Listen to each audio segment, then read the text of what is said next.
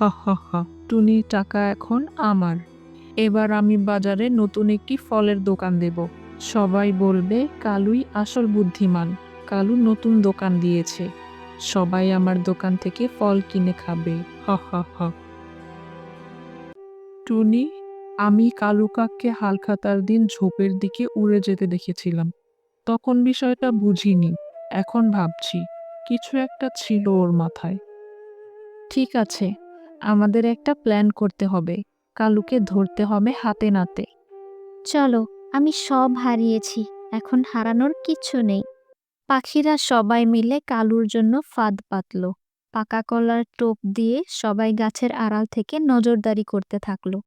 এদিকে কালু মনের খুশিতে টাকা গুনতে গুনতে রাস্তা দিয়ে যাচ্ছিল।